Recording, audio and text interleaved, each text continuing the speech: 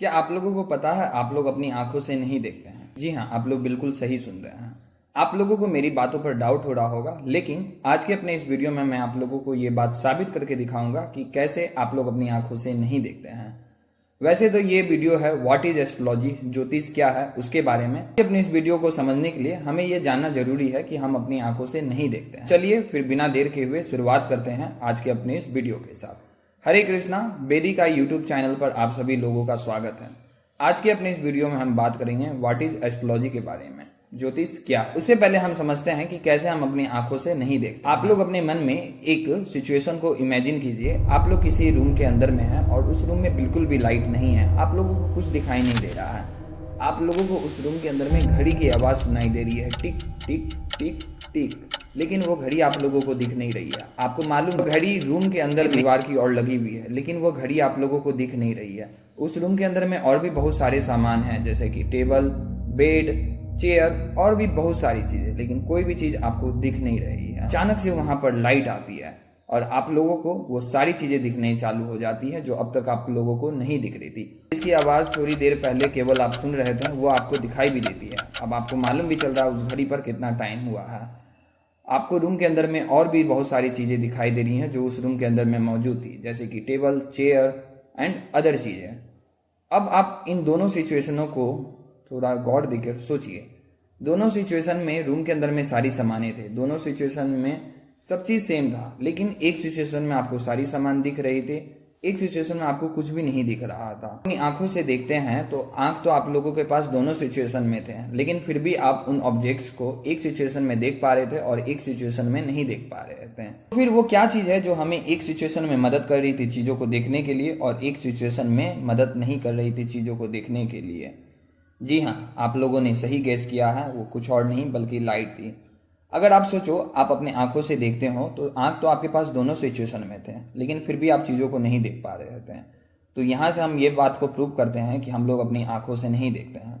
लेकिन इस बात को कहना अर्ध सत्य होगा, हाफ ट्रूथ होगा कि हम लोग अपनी आंखों से नहीं देखते हैं, बल्कि हम ये कह सकते हैं कि हम लोग अपनी आंखें एंड लाइट दोनों की मदद से देखते हैं। साइंस भी इस बात को मानता है, जब किसी ऑब्जेक्ट पर लाइट पड़ती है तो वो ऑब्जेक्ट उस लाइट के कुछ पार्ट को रिफ्लेक्ट करता है, जिसके वजह से हम ऑब्जेक्ट्स को देख पाते हैं। लाइट को रिफ्लेक्ट नहीं करेगा तो हम उस चीज को नहीं देख पाएंगे। हवा जो है हम उसे महसूस कर पाते हैं लेकिन देख नहीं पाते हैं, क्योंकि हवा लाइट को रिफ्लेक्ट नहीं करता है। कोई चीज जो लाइट को रिफ्लेक्ट ना करे तो हम उसे नहीं देख पाएंगे और वो चीज इनविजिबल हो जाएगी।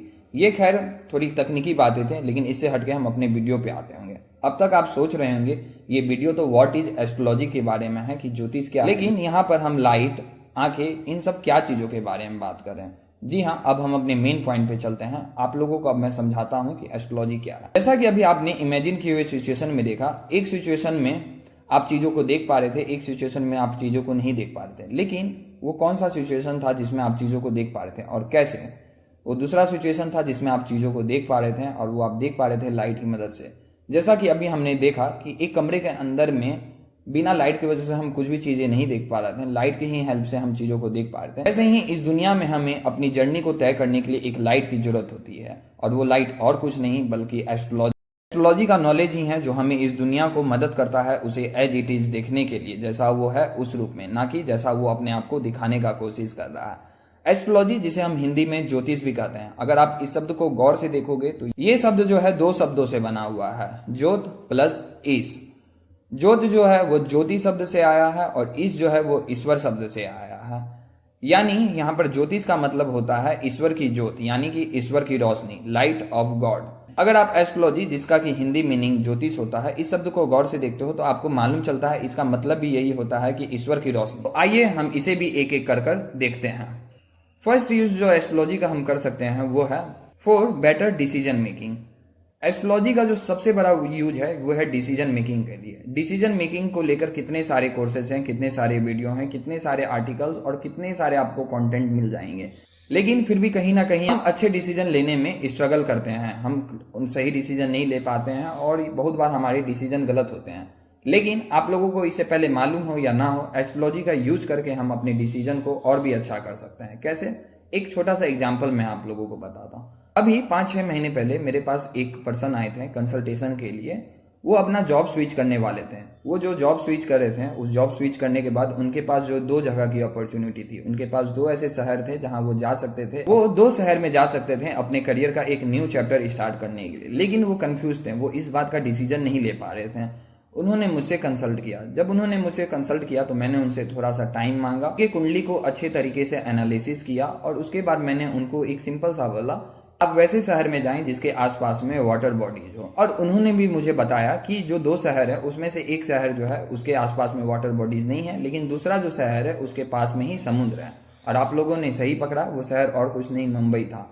और वहां मुंबई शिफ्ट होने के बाद में ही जैसे उन्होंने अपना जॉब स्टार्ट किया, 1 महीने के बाद ही मुझे उनका कॉल आया। उन्होंने मुझे बताया कि उन्होंने जिंदगी में कभी नहीं सोचा था एक छोटा सा कंसल्टेशन, एक छोटा सा डिसीजन उनके करियर में कितना हेल्प कर सकता था। उन्होंने बताया अपने छोटे से ही एक महीने के पीरियड में वो अपने करियर में वो सारी चीजें अपने आप को अचीव करते हुए देख पा रहे थे जो वो कभी सपनों में सोचते थे, जो कभी उनके लिए ड्रीम थे।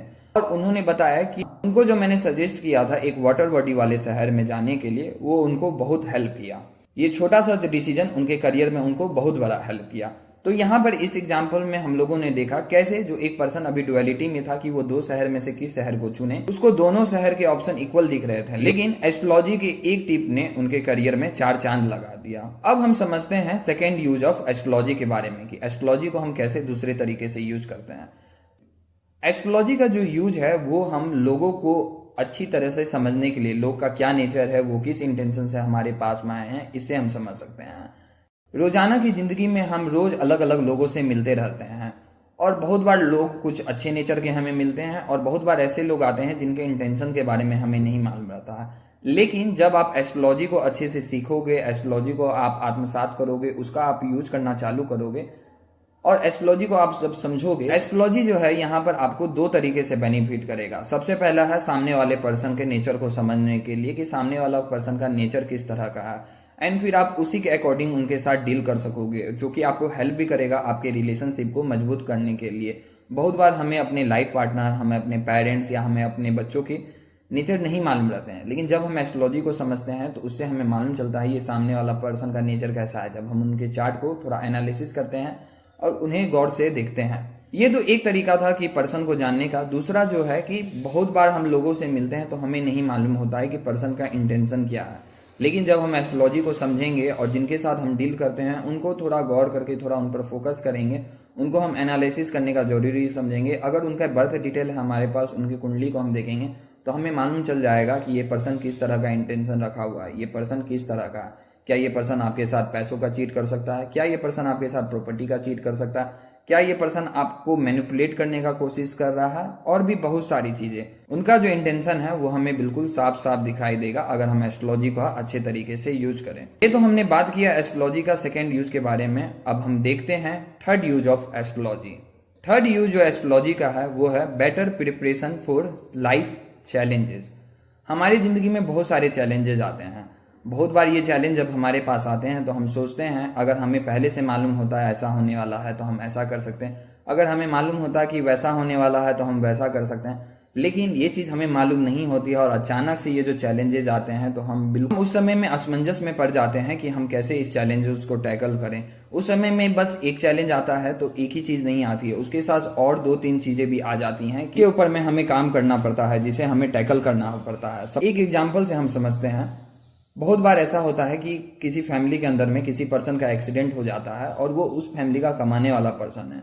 हॉस्पिटल जाते ही हॉस्पिटल के खर्चे, उतने दिन बेड पर बैठो, उसके बाद जॉब और ना जाने क्या क्या प्रॉब्लम अचानक से आ जाए। एक छोटा सा इंसिडेंट उसकी लाइफ में हुआ, उसका एक्सीडेंट हो गया, लेकिन अभी देखो एक एक्सीडेंट के चलते कितनी सारी प्रॉब्लम आ गए, फाइनेंशियल प्रॉब्लम आ गए, हेल्थ प्रॉब्लम आ गए और भी अलग अलग चीजें। लेकिन ये पर्सन जो था उसने इस बारे में प्रिपेयर करके नहीं रखा था, क्योंकि उसने कभी सोचा नहीं था उसका एक्सीडेंट भी हो सकता है। अगर उसे मालूम रहता कि उसका एक्सीडेंट होगा तो वो हेल्थ इंश्योरेंस लेता और भी बहुत सारी चीजें करता। एंड यहीं पर एस्ट्रोलॉजी का यूज आता है। एस्ट्रोलॉजी से हम समझ सकते हैं कि आने वाले टाइम में हमारी जिंदगी में किस तरह के इवेंट हो सकते हैं। हम धोखा खाने वाले हैं, हमारे घर में किसी का मैरिज होने वाला है, या कोई बीमार पड़ने वाला है, या किसी का एक्सीडेंट होने वाला है, या कोई सडन एक्सपेंसेस हमारे घर पर आने वाले हैं। अगर हमें ये चीज पहले से मालूम रहेगा तो हम उसी अकॉर्डिंग लाइफ को प्लान कर सकते हैं। तो यहाँ पर आपने देखा कि कैसे एस्ट्रोलॉजी आपको हेल्प करता है कि better preparation for your life challenges. आपके लाइफ में जो चैलेंजेस है वो आपको पहले से मालूम रहेंगे, तो फिर आप उसके ऊपर में उसी अकॉर्डिंग काम करोगे। अगर आपको मालूम रहेगा कि आपकी मैरिड लाइफ में प्रॉब्लम हो सकता है तो आप पहले से अपने मैरिड लाइफ के ऊपर में काम कर सकते हो। अगर आपको मालूम रहेगा कि आपके लाइफ पार्टनर का या आपके पेरेंट्स का या आपके बच्चों का ऐसा सर्टेन टाइप के सिचुएशंस होने वाले हैं या उनका सर्टेन टाइप का नेचर है, तो आप उसी अकॉर्डिंग उनके साथ डील करोगे। लेकिन जब ये चीजें नहीं मालूम होती है तो हम टोटली ब्लैंक होते हैं और उस समय में हम पैनिक करते हैं और उस सिचुएशन में बहुत टाइम हम गलत डिसीजंस ले लेते हैं या उस चैलेंजेस को हम सही तरीके से टैकल नहीं कर पाते हैं। लेकिन अगर एस्ट्रोलॉजी का नॉलेज आपके पास रहेगा तो आप इन चीज़ों में भी काफ़ी आपको ये हेल्प करेगा। अब मैं आप लोगों को एक नोट करने वाली पॉइंट बताना चाहता हूँ कि एस्ट्रोलॉजी का जो मैंने आप लोगों को 3 यूज बताया है, ये 3 यूज एस्ट्रोलॉजी के हैं, लेकिन एस्ट्रोलॉजी जो है वो चीजों को, सिचुएशन को एक्सेप्ट करने के लिए बना है, ना कि उसको चेंज करने के लिए। बहुत बार लोग एस्ट्रोलॉजर के पास जाते हैं तो उनके मन में ऐसा भाव रहता है कि कैसे भी करके ये सिचुएशन को चेंज कर दें। लेकिन एक बात याद रखिए, if you accept the situation you will be rewarded. इसका मतलब ये है कि अगर आप एस्ट्रोलॉजी के या एस्ट्रोलॉजर के पास इसलिए जाते हैं कि आप अपने लाइफ के सिचुएशन को चेंज करना चाहते हैं, आप उस सिचुएशन को चेंज तो नहीं कर पाओगे लेकिन आप बेवकूफ जरूर बनोगे। तो उस सिचुएशन को एक्सेप्ट करने मात्र से ही जो प्लैनेट आपको वैसे सिचुएशन दे रहे हैं वो आपको रिवॉर्ड करेंगे। आज के अपने इस वीडियो में मैंने आप लोगों को बहुत शॉर्ट एंड सिंपल तरीके में बताया कि एस्ट्रोलॉजी क्या है, एंड आप लोगों को साथ में मैंने ये भी बताया कि एस्ट्रोलॉजी के 3 यूज। अगर आप लोगों को ये वीडियो पसंद आया तो प्लीज इस वीडियो को लाइक करें। आप लोग कुछ मेरे साथ शेयर करना चाहते हैं तो प्लीज उसे कमेंट करके बताएं, और आप लोग इस वीडियो को अपने किसी दोस्त या रिलेटिव्स के साथ शेयर करना चाहते हैं तो प्लीज इसे शेयर करें ताकि हर कोई इस वीडियो का बेनिफिट ले सके। आज के वीडियो में बस इतना ही। Thank you so much. Hare Krishna.